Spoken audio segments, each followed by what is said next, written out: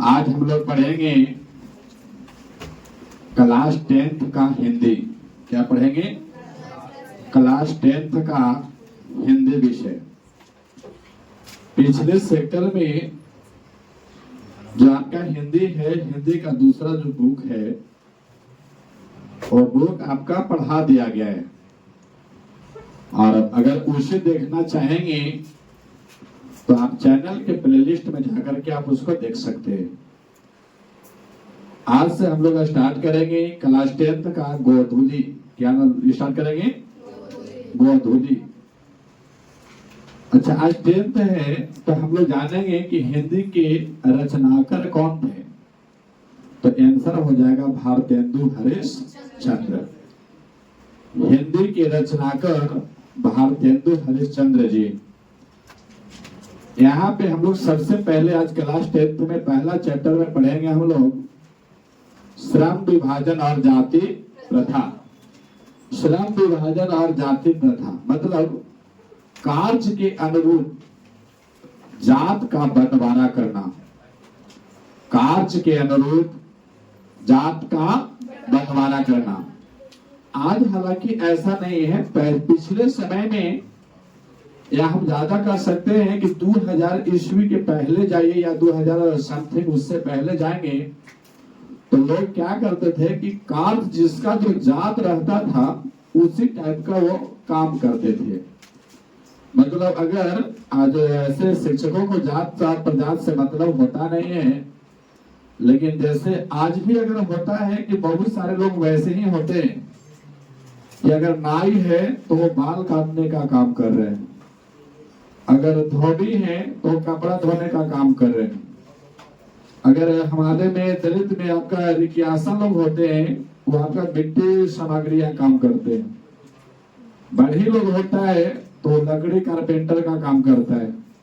तो ऐसे जात के अनुरूप कार्य का बंटवारा, इसी का विरोध करने के लिए हमारे बहुत ही फेमस व्यक्ति थे उस समय जिनका नाम था डॉक्टर भीमराव अंबेडकर।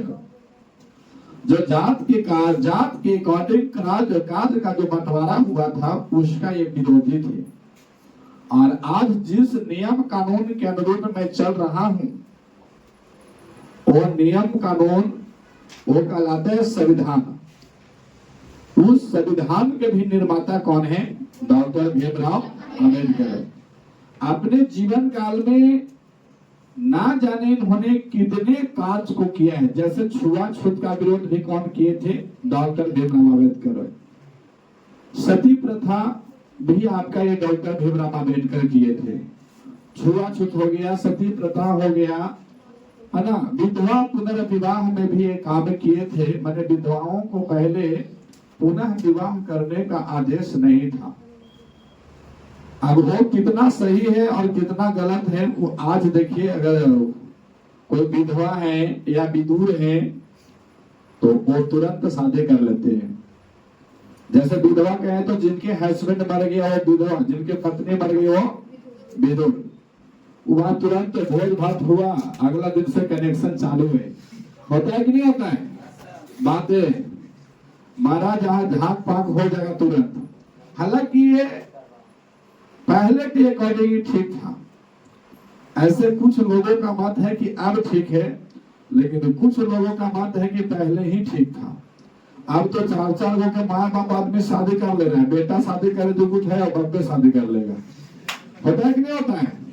अगर मान लिया जाए किसी का पत्नी है और उस पत्नी से 4-5 बच्चे, बेटा बेटी शादी करे जो कुछ हुआ, मम्मी उसके अस्पार कर गई, मतलब पत्नी अस्पार कर गई। अब बाप के रहल ना गया जब तक उन्होंने दूसरा सेक्टर में कनेक्शन नहीं हो रहे। होता है कि नहीं होता है? तो ऐसा होता है। हालांकि पहले ठीक था, इसका हम समर्थन करेंगे कि भैया नहीं रहता वही ठीक है, कम से कम चक्कर पकड़ तो नहीं करता। तो आज मैं उसी चीज को मैं पढ़ूं। क्या पढ़ेंगे? श्रम विभाजन और जाति प्रथा। अगर आज मैं देखिए ये आपको चैप्टर को हम लोग 3 सेक्टर में पढ़ेंगे, लेकिन मैं पढ़ाऊंगा केवल 2 सेक्टर में। ऐसे 3 सेक्टर कौन कौन होता है? तो एक बार होता है लेखक परिचय, पहला सेक्टर, और दूसरा जो होता है वो आपका कहानी है तो कहानी का परिचय, भाषण है तो भाषण का परिचय, मैंने चैप्टर का परिचय। और तीसरा में होता है क्वेश्चन आंसर। क्वेश्चन आंसर आप खुद बाय खुद कीजिए, उसका जिम्मेवारी मेरे पास नहीं है। हम आपको पढ़ाएंगे लेखक परिचय और कहानी का परिचय, मतलब चैप्टर का परिचय। ऐसे आप कहानी अगर हो सकता है तो देखा जाएगा, ऑब्जेक्टिव ट्यूशन तक हम सीमित रहेंगे। कोई लोग बच्चे जैसे पिछले बार कुछ लोगों का कहना था कि सर आप हिंदी पढ़ाएं और हमारा मैच नहीं किया। तो ऐसा लोग क्या बोले कि अगर तो पढ़ाए का भैया जब मैच न किए। आप लोग को भी ओपन चैलेंज है कि हिंदी पढ़ाए और मैच न कर देना, सुबह 12 महीना का फी वापस कर दूंगा मैं। इतना बात परफेक्ट है। लेकिन हाँ, कब तुम हमसे चैलेंज करो, हाँ 12 महीना का फी रिटर्न करने के लिए कह रहे हैं। अगर मैच कर गया तो 6 महीना के एक्स्ट्रा पेमेंट लेके आना मेरे पास, अब बुक लेकर के आना। अगर मैच नहीं करवाया जो क्वेश्चन पूछा जाएगा वो अगर नहीं लेके आए, उसने अगर मैच नहीं किया तो हम आपको 12 महीना का पेमेंट अदा करेंगे, और मैच करवा दिया तो 6 महीना के और देके चल जाना। कंप्लीट है ऐसा। अगर हम बुक पढ़ा रहे हैं तो बुक में से ही तो आएंगे। हाँ, इसमें आपका क्या बोलते हैं कि आपका व्याकरण भी रहेंगे, तो देखा जाएगा जनवरी तक। आइए हम लोग पढ़ते हैं, और प्रत्येक दिन किसी न किसी से बात पूछा जाएगा, ध्यान रखिएगा। ये आज मैं देखूंगा लेखक परिचय। तो कहता है श्रम विभाजन और जाति प्रथा, इसका लेखक कौन है? तो डॉक्टर भीमराव अंबेडकर। कौन है लेखक? डॉक्टर भीमराव अंबेडकर। इनका जन्म एक दलित परिवार में हुआ था। कहाँ हुआ था? दलित परिवार में। ऐसे कुछ लोगों का मानना था कि दलित परिवार में जो आपका होते हैं डोम जाति, उससे ये बिलोंग करते थे। अब इनका जन्म हुआ कहाँ था? तो जन्म हुआ था मध्य प्रदेश में। कहाँ हुआ था? मध्य प्रदेश में। वहां एक छोटा सा इलाका है या गांव है, कह सकते हैं महू। क्या नाम है? महू। ये मध्य प्रदेश में एक महू गांव है, वहीं पे उनका जन्म हुआ था। ये डॉक्टर भीमराव अंबेडकर के माता का नाम था भीमा बाई। क्या नाम था? भीमा बाई। और इनके पिता का नाम था रामजी सकपाल। क्या नाम था? रामजी सकपाल। इनका जन्म हुआ कब था? तो लिखे हैं 14 अप्रैल 1891 में। इनका जन्म, किनका जन्म? डॉक्टर भीमराव अंबेडकर का जन्म 14 अप्रैल 1891 ईस्वी में मध्य प्रदेश में हुआ था। मध्य प्रदेश में एक गांव का नाम है महू। कहाँ हुआ था? महू। महू, मां से मध्य प्रदेश, उन्हीं का गांव का नाम है महू। इनके पिता का नाम था रामजी सकपाल और माता का नाम था भीमा बाई। अच्छा, ये और क्या कहते थे? तो इनका जो प्राथमिक जब जन्म लिए तो कोई आपका शिक्षा जो होता है ना, प्राथमिक शिक्षा, ये अपने गांव से ही किए थे, बड़ोदरा से। कहाँ किए थे? या बड़ोदरा कह सकते हैं, मध्य प्रदेश से कह सकते हैं, मध्य प्रदेश से। जब इनका प्राथमिक शिक्षा जब पूर्ण हुआ तो यह उच्चतर शिक्षा के लिए इनके पास पैसा का अभाव था, ये पढ़ नहीं सकते थे। तो देखिए, गांव के यदि कोई बच्चा अगर आगे बढ़ने में सक्षम है तो कोई उसे सहयोग कर देता है। तो उच्चतर शिक्षा के लिए इन्होंने प्रोत्साहन राशि जुगाड़ की। प्रोत्साहन राशि कहने का मतलब क्या है कि किसी से सहयोग, और वो सहयोग देने वाला एक व्यक्ति था जिनका नाम था बड़ोदरा नरेश। क्या नाम था? बड़ोदरा नरेश। बड़ोदरा नरेश से इन्होंने कुछ प्रोत्साहन राशि लिया, मैंने सहयोग राशि लिए, और पढ़ने के लिए सबसे पहले कहाँ चले गए थे? अमेरिका। कहाँ चले गए थे? अमेरिका। जब वहां से पढ़ाई अपना पूरा किए ना, तो कहाँ फिर चले गए थे? फिर से ब्रिटेन। कहाँ चले गए थे? ब्रिटेन। कहीं लिखा रहता है लंदन, कहीं लिखा रहेगा इंग्लैंड। इस तीनों एक ही चीज को समझिए, चाहे ब्रिटेन कहिए, चाहे इंग्लैंड कहिए, चाहे लंदन कहिए, सब बात बराबर है। कंप्लीट है। अमेरिका से जब उन्होंने पढ़ाई शुरू किए, पढ़ाई पूरा करने के बाद वो कहाँ चले गए थे? इंग्लैंड चले गए थे। राशि किससे प्राप्त किए थे? तो बड़ौदा नरेश से। इसके बाद इनका जो मेन फोकस जो था, जब वहां से पढ़ करके जब यहाँ पे आए तो यहाँ पे न्याय के पथ को चुना था इन्होंने। क्या कौन सा पथ? न्याय का पथ। मतलब किसी से धोखाधड़ी नहीं करना है, हर मानव के लिए यदि मेरा जीवन है तो उसी में समर्पित है, ऐसा इन्होंने चुना। इसीलिए वहां से आकर के और कुछ दिन तक अपने यहाँ वकालत भी किए थे। क्या किए थे?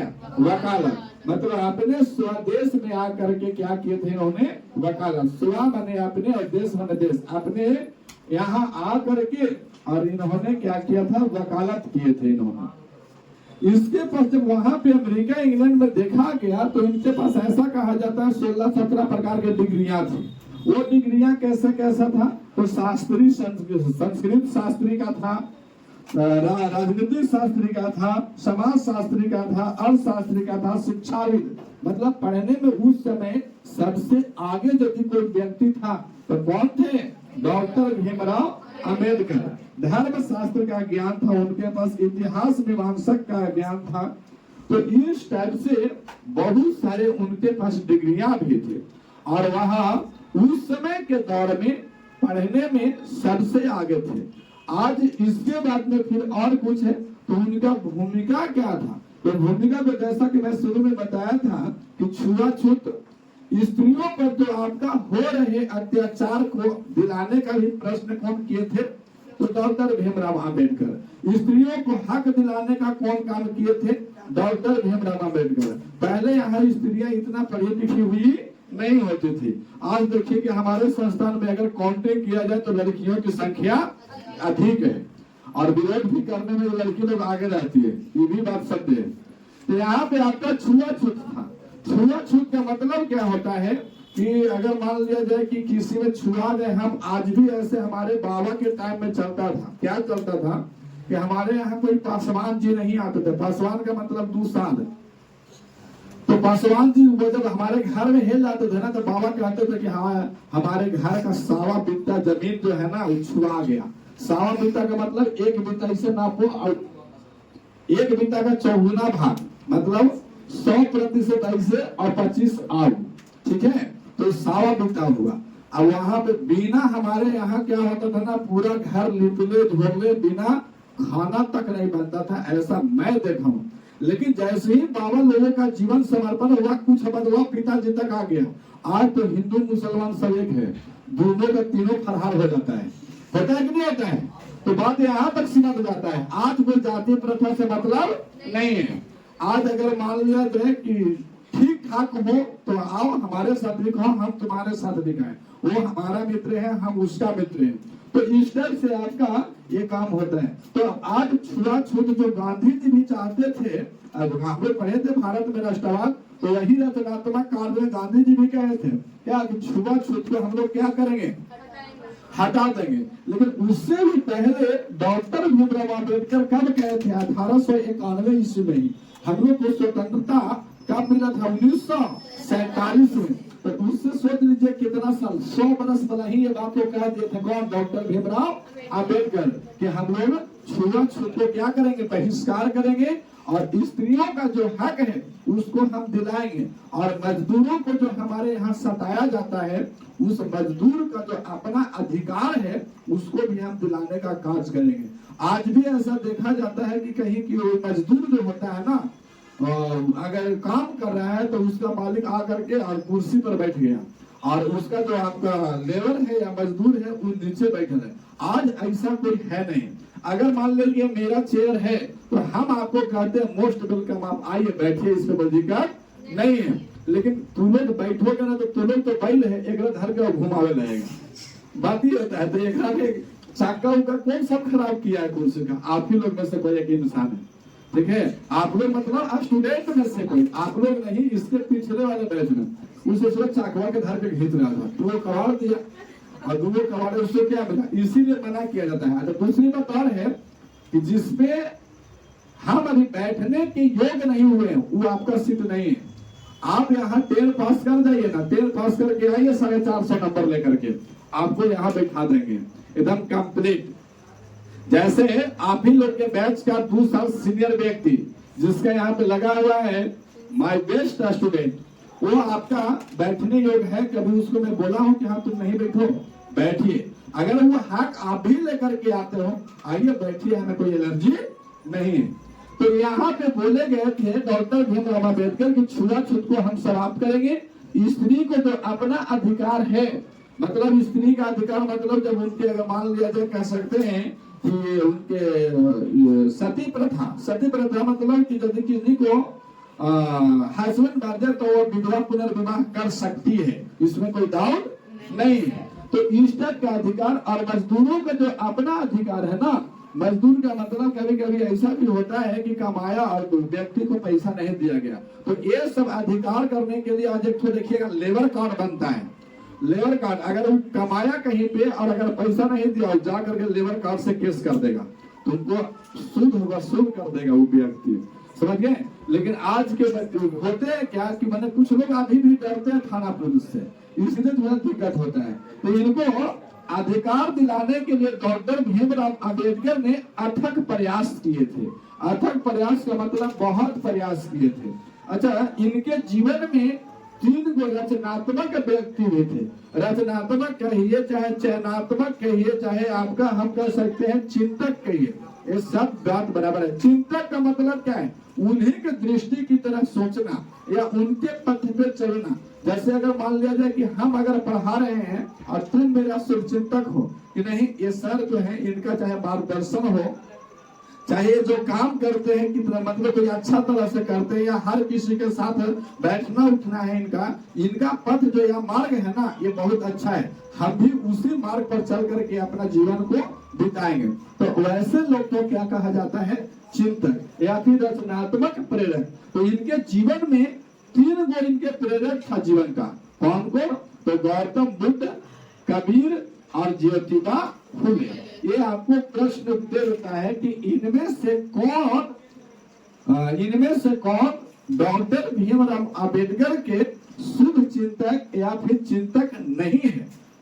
3-4 गो, 3 गो दे देगा और एक अलग नाम दे देगा, उसको आपको क्या कर देना है? रंग देना है। या फिर प्रश्न इसको घुमा के करे तो कह सकता है प्रश्न में कि डॉक्टर भीमराव अम्बेडकर के निम्नलिखित में कौन चिंतक है, ऐसा प्रश्न बोल देगा। तो 3 गो अन्य नाम रहेगा और एक 3 गो में से कोई एक रहेगा, उसको चुन लेना है।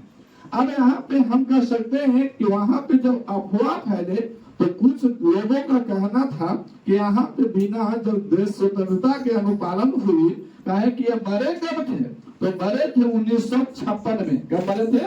1956 में 6 दिसंबर को। तो क्या आजादी इन्होंने नहीं देखे थे? देखे थे, आजादी इन्होंने देखे थे। तो आजादी के पहले हमारे यहाँ जब भारत 1947 में आजाद हो चुका था, तो उस समय क्या किया गया? हमारे देश को चलाने के लिए एक कानून का आवश्यकता था। कानून का मतलब नियम, जिसपे हर एक व्यक्ति का अधिकार बराबर दिया गया था।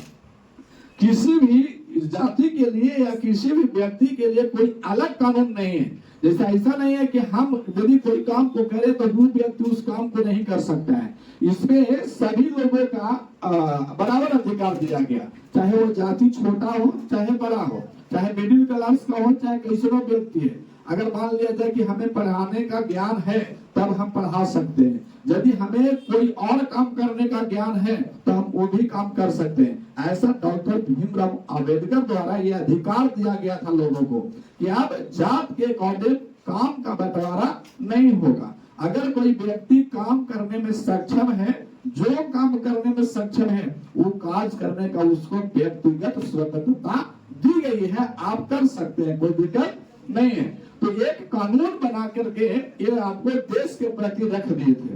वो कानून आपका क्या कहलाया? संविधान। क्या कहलाया?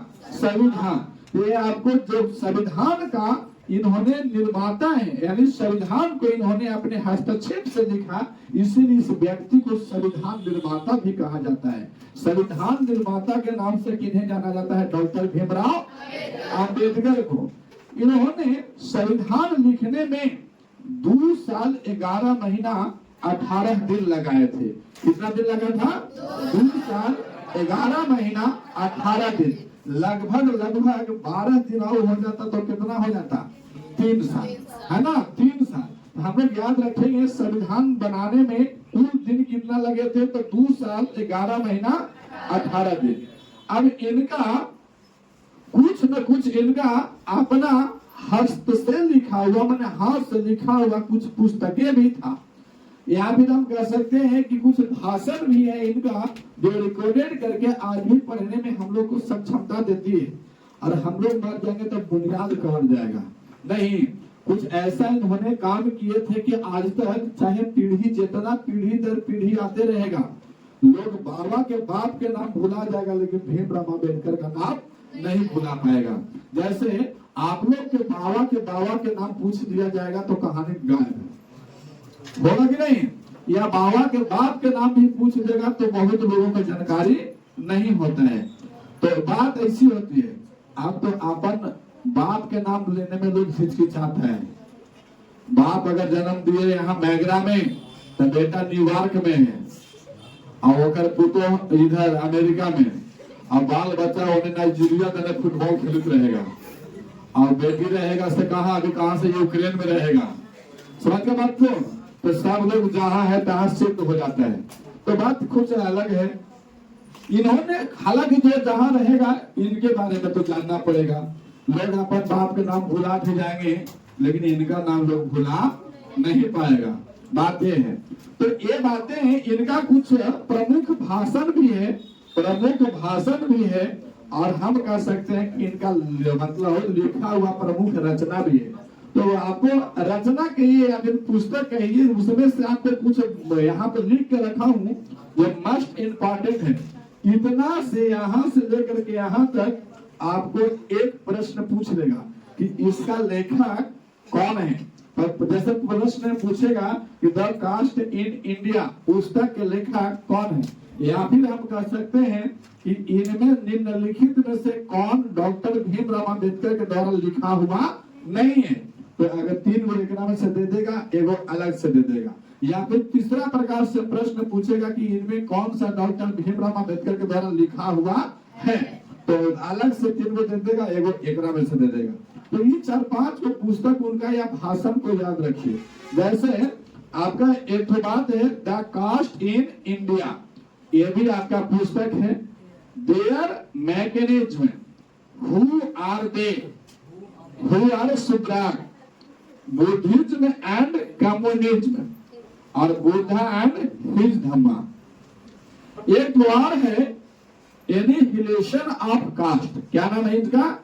Annihilation of caste. चलिए इसको इतना तक हम लोग देखेंगे कि the caste in India, there mechanism, who are they, who are Shudras, Buddhism and communism, Buddha and his Dhamma. इतना का लेखक डॉक्टर भीमराव अम्बेडकर जी हैं। इससे भी और आगे भी है, ऐसा नहीं है कि मतलब इतना ही तक अस्थायी थे, लेकिन मेरे द्वारा दिया गया है कि भैया ये आपको 4-5-6 गो बुक का नाम लिखे या भाषण का नाम लिखे हैं, इसको आप याद रखिएगा, एग्जाम में पूछने वाला है। आइए इसके बाद थोड़ा सा आगे बच गया है तो हम उसको दूसरे स्लाइड में पढ़ेंगे, जब तक इसको चलिए देखा जाए। अब इसमें क्या है, इसमें आपका एक पुस्तक मस्ट इम्पोर्टेंट है, एनिहिलेशन ऑफ कास्ट। क्या नाम है इसका? Annihilation of caste. इसका भी लेखक ये आपको क्या है, तो हम कह सकते हैं एनिहिलेशन ऑफ कास्ट जो है ना, ये पुस्तक नहीं है, ये डॉक्टर भीमराव अम्बेडकर द्वारा 1936 ईस्वी में लाहौर में दिया गया था भाषण है। क्या ये भाषण? और जो आपका जो भाषण है यहीं से काट करके और श्रम विभाजन और जाति प्रथा लिया गया था, है ना। तो हम कहेंगे कि श्रम विभाजन और जाति प्रथा ये है क्या, तो हम कह सकते हैं कि यह निबंध है। क्या है ये? निबंध। श्रम विभाजन और जाति प्रथा अगर पूछ लिया कि यह क्या है, तो हम कहेंगे कि यह निबंध है। और ये लिया कहां से गया था, तो हम कहेंगे कि annihilation of caste. Annihilation of caste क्या है, तो हम कहेंगे कि यह भाषण। कहाँ का भाषण है? लाहौर का। ये कहाँ दिया गया था? लाहौर में। कब दिया गया था? 1936 ईस्वी में दिया गया था यह भाषण। अच्छा, ये एनिहिलेशन ऑफ कास्ट जो है ना, डॉक्टर भीमराव अम्बेडकर इसको इंग्लिश में बोल रहे थे। कैसे बोल रहे थे? इंग्लिश में, क्योंकि लाहौर में तो इसको हिंदी में किसी को समझ में ही नहीं आएगा ना, तो इसको किस में बोल रहे थे? इंग्लिश में। तो इंग्लिश से अब यहाँ भारत के लोग जब इस भाषण को सुना, जैसे कि पे एबीसीडी पत्ते नहीं लगा कुछ हो, आप पता न लगेगा तो क्या करेंगे, उसको कोई हिंदी में बताएगा कि नहीं बताएगा, बताएगा। तो इसको हिंदी में भी कोई किया था।